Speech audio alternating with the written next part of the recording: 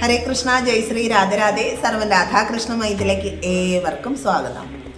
മഹാദേവന്റെ വീരഭദ്ര അവതാരത്തെക്കുറിച്ചാണ് ഇന്ന് ഈ വീഡിയോയിലൂടെ പറയാനായിട്ട് പോകുന്നത്. അപ്പോൾ ഏവർക്കും അറിയാവുന്ന കാര്യമാണ് മഹാദേവന്റെ വീരഭദ്ര അവതാരത്തെ കുറിച്ചിട്ട്. വളരെ പ്രസിദ്ധമായിട്ടുള്ള ഒരു അവതാരമാണ് വീരഭദ്ര അവതാരം. ആദിപരാശക്തിയായ സതീദേവിയുടെ ദേഹവിയോഗവുമായി ബന്ധപ്പെട്ടാണ് വീരഭദ്ര അവതാരം ആവിർഭൂതനാകുന്നത്. സതീദേവിയുടെ കഥ ഏവർക്കും അറിവുള്ള കാര്യമാണ്. എന്നിരുന്നാലും അറിയാത്തവർക്ക് വേണ്ടിയിട്ട് ബ്രഹ്മദേവന്റെ പുത്രനായ ദക്ഷപ്രജാപതിയുടെ പുത്രിയായിരുന്നു ആദിപരാശക്തിയായ സതീദേവി. സതീദേവിയുടെ പതിയായിരുന്നു മഹാദേവൻ. ഈ ദക്ഷപ്രജാപതിക്ക് മഹാദേവനോട് എന്നും വിദ്വേഷമാണ് ഉണ്ടായിരുന്നത്. അങ്ങനെ ഒരിക്കൽ ഈ ദക്ഷൻ ഒരു വലിയ യാഗം നടത്തുവാനായിട്ട് തീരുമാനിക്കും. എന്നിട്ട് എല്ലാ ദേവീദേവന്മാരെയും ഈ യാഗശാലയിലേക്ക് അദ്ദേഹം ക്ഷണിക്കും. എന്നാൽ മഹാദേവനെയും സതീദേവിയെയും ആ യാഗത്തിൽ പങ്കെടുക്കുവാനായിട്ട് അദ്ദേഹം ക്ഷണിക്കില്ല. അങ്ങനെ സതീദേവിക്ക് ഇതിൽ വലിയ വിഷമമായിരുന്നു. എന്നിട്ട് ഈ യാഗത്തിൽ പങ്കെടുക്കണമെന്ന് ദേവിക്ക് വലിയ ആഗ്രഹം ഉണ്ടാവുകയും ദേവി തൻ്റെ ഈ ആഗ്രഹം മഹാദേവനോട് പറയുകയും ചെയ്തു. പക്ഷേ എല്ലാം അറിയാവുന്ന മഹാദേവൻ ദേവിയുടെ ഈ ആഗ്രഹത്തിന് തടസ്സം നിന്നു.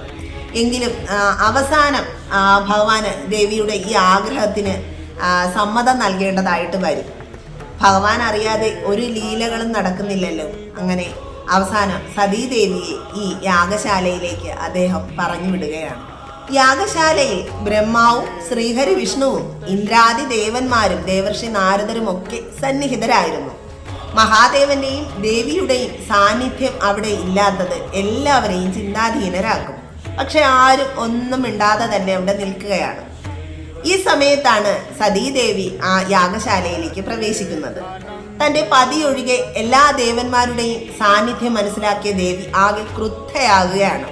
യജ്ഞഭാഗം ദേവന്മാർക്ക് നൽകിയിട്ടും മഹാദേവന് നൽകാത്തതില് ദേവി തൻ്റെ പിതാവായ ദക്ഷനോട് വിമർശനം നടത്തുകയാണ്. അതായത് യജ്ഞമൊക്കെ നടത്തുമ്പോൾ അതിൽ അർപ്പിക്കുന്ന ദ്രവ്യങ്ങളുടെ ഒരു യജ്ഞഭാഗം, അതിലൊരു ഭാഗം എന്ന് പറയുന്നത് ദേവന്മാർക്കും മഹാദേവനും ഒക്കെ ഉള്ളതാണ്. എങ്കിലും അങ്ങനെ അത് സമർപ്പിച്ചാൽ മാത്രമേ ആ യാഗം നടത്തിയാൽ അത് പൂർണ്ണമാവുകയുള്ളൂ. അങ്ങനെ ഈ ദേവന്മാർക്ക് നൽകിയിട്ടും മഹാദേവന് നൽകാത്തതിൽ ദേവിക്ക് അങ്ങ് ദേഷ്യം വരികയാണ്. എന്നിട്ട് തൻ്റെ ഭർത്താവിനെയും തന്നെയും അപമാനിക്കുകയും അവഗണിക്കുകയും ചെയ്ത പിതാവിൻ്റെ അനുയായികളുടെയും മുൻപിൽ വെച്ചിട്ട് ദേവി യോഗമാർഗത്തിൽ കൂടി കാറ്റിനെയും അഗ്നിയെയും തൻ്റെ ശരീരത്തിൽ കൂടി പ്രവേശിപ്പിക്കും.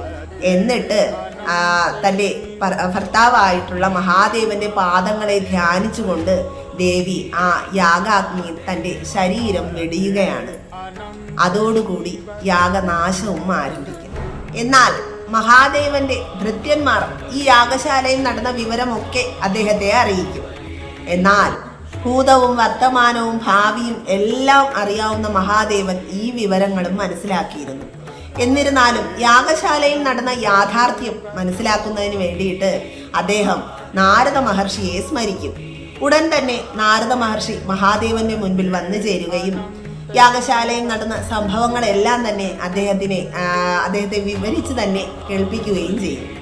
ഈ വിവരമെല്ലാം മനസ്സിലാക്കിയ മഹാദേവൻ ആകെ ക്രുദ്ധനാവുകയും തൻ്റെ ജട പറിച്ച് പർവ്വതത്തിന് മുകളിലായിട്ട് ഉറക്കെ അടിക്കും. അപ്പോൾ അത് രണ്ടായിട്ട് പിളരുകയും ഭയാനകമായ ഒരു ശബ്ദത്തോടു കൂടി ഉഗ്രമൂർത്തിയായിട്ടുള്ള വീരഭദ്രൻ ആവിർഭവിക്കുകയും ചെയ്യും. 1000 കൈകളോട് കൂടിയ ആ രൂപം അത്യന്തം ഭയാനകമായിരുന്നു. ജടയുടെ മറുഭാഗത്ത് നിന്നും ഉഗ്രമൂർത്തിയായ മഹാകാളിയും അവതരിക്കും. അപ്പോൾ ആദ്യമേ പറഞ്ഞു കഴിഞ്ഞല്ലോ, ഈ ജഡ പർവ്വതത്തിന് മുകളിലായിട്ട് അടിക്കുമ്പോൾ അത് രണ്ടായിട്ട് പിളരുമെന്ന്. അതിൽ ഒരു ഭാഗമാണ് ഉഗ്രമൂർത്തിയായിട്ടുള്ള വീരഭദ്രസ്വാമിയും മറുഭാഗം ഉഗ്രമൂർത്തിയായിട്ടുള്ള മഹാകാളിയും. അപ്പോൾ മഹാകാളി ആവിർഭവിക്കുന്നത് അനേകം ഭൂതഗണങ്ങളോടൊപ്പമാണ്.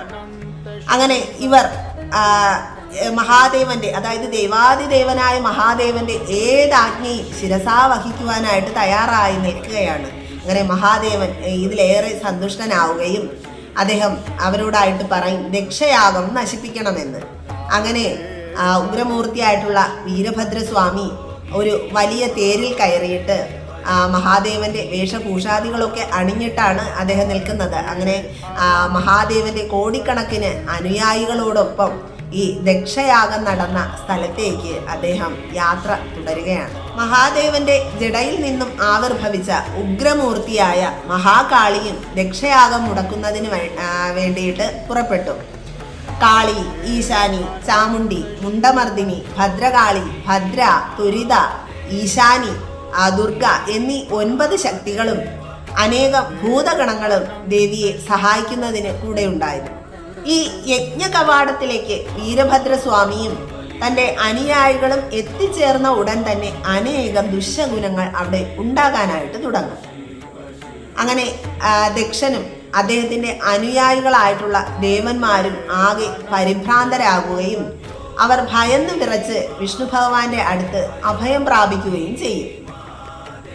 അപ്പോൾ തന്നെ വിഷ്ണു ഭഗവാൻ അവരോടായിട്ട് പറയും, ദേവാദിദേവനും ഈ ജഗത് പിതാവുമായ മഹാദേവനെ അപമാനിക്കുകയും അവഗണിക്കുകയും ചെയ്തതിൻ്റെ പ്രത്യാഘാതങ്ങളാണ് ഈ നടന്നുകൊണ്ടിരിക്കുന്നത് എന്ന്.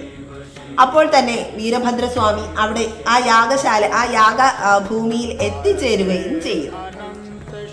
രുദ്രഗണങ്ങളുടെ അധിപതിയും രുദ്രന്റെ കോപാഗ്നിയിൽ നിന്ന് ഉണ്ടായവനും അനേകം അതായത് ശത്രുക്കളെയെല്ലാം നിഗ്രഹിക്കുവാനായിട്ട് കഴിവുള്ളവനുമായ ഈ വീരഭദ്രസ്വാമി എത്തിയിരിക്കുന്നത് ദക്ഷയാഗം നശിപ്പിക്കുവാനാണ് എന്നുള്ള വിവരം ശ്രീഹരി വിഷ്ണുവിന് മനസ്സിലാവുകയും അദ്ദേഹം ഈ വിവരം ദക്ഷനെ അറിയിക്കുകയും ചെയ്യും.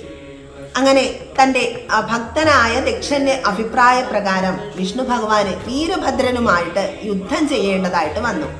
ശിവൻ തന്നെയാണ് വിഷ്ണുവെന്നും വിഷ്ണു തന്നെയാണ് ശിവൻ എന്നും അറിയാമായിരുന്നുവെങ്കിലും വീരഭദ്രന് അദ്ദേഹവുമായി യുദ്ധം ചെയ്യേണ്ടതായിട്ട് വന്നു. ഏവർക്കും അറിയാവുന്ന കാര്യമാണ്, വിഷ്ണു ഭഗവാന്റെ ഏറ്റവും വലിയ ആയുധമാണ് അദ്ദേഹത്തിന്റെ സുദർശന ചക്രം. ആരാലും തടുക്കാൻ സാധിക്കുന്നതല്ല അദ്ദേഹത്തിന്റെ ആ സുദർശന ചക്രത്തെ. എന്നാൽ വീരഭദ്രസ്വാമി അദ്ദേഹത്തിന്റെ ആ സുദർശന ചക്രത്തെ സ്തംഭിപ്പിക്കുകയും അത് മാത്രമല്ല അദ്ദേഹത്തിന്റെ ശാർഗം എന്ന വില്ലിനെ 3 ഖണ്ഡങ്ങളാക്കുകയും ദക്ഷ അനുകൂലികളായിട്ടുള്ള ഏവരെയും വീരഭദ്രസ്വാമി പീഡിപ്പിക്കുകയും ചെയ്യും. അങ്ങനെ അതിഭയങ്കര യുദ്ധത്തിന് ശേഷം വീരഭദ്രസ്വാമി ദക്ഷന്റെ കഴുത്തറുത്ത് അഗ്നികുണ്ഡത്തിലേക്ക് എറിയും. അങ്ങനെ കൃത്യനിർവഹണത്തിന് ശേഷം വീരഭദ്രസ്വാമിയും കാളിയും തൻ്റെ ഭൂതഗണങ്ങളും എല്ലാം തന്നെ അവിടെ നിന്ന് അപ്രത്യക്ഷരാവുകയും വീരഭദ്രസ്വാമി കൈലാസത്തിൽ എത്തിച്ചേരുകയും ചെയ്യും. മഹാദേവന്റെ അംശ അവതാരമാണല്ലോ വീരഭദ്രസ്വാമി. ശ്രീ പരമേശ്വരന്റെ ജടയിൽ നിന്നാണല്ലോ വീരഭദ്രോൽപത്തി. അതുകൊണ്ട് തന്നെ മഹാദേവൻ വീരഭദ്രന് വീരഗണാധ്യക്ഷ സ്ഥാനം നൽകി അനുഗ്രഹിക്കുകയും ചെയ്യും. ഇതാണ് വീരഭദ്രന്റെ അവതാരത്തിന് പിന്നിലുള്ള കഥ. ഇന്നും മൂകാംബിക ക്ഷേത്രത്തിൽ ദർശനം നടത്തുന്നവർക്ക് വീരഭദ്രസ്വാമിയെ പ്രാർത്ഥിക്കുവാനും അദ്ദേഹത്തിന്റെ അനുഗ്രഹം നേടുവാനും ഒക്കെ സാധിക്കും. ഏവർക്കും മഹാദേവന്റെയും ദേവിയുടെയും അനുഗ്രഹം ഉണ്ടാകട്ടെ എന്ന് പ്രാർത്ഥിച്ചുകൊണ്ട് സർവം ശ്രീ രാധാകൃഷ്ണാർപ്പണമസ്തു. ജയ് ശ്രീ രാധേ രാധേ. ഹര ഹര മഹാദേവ.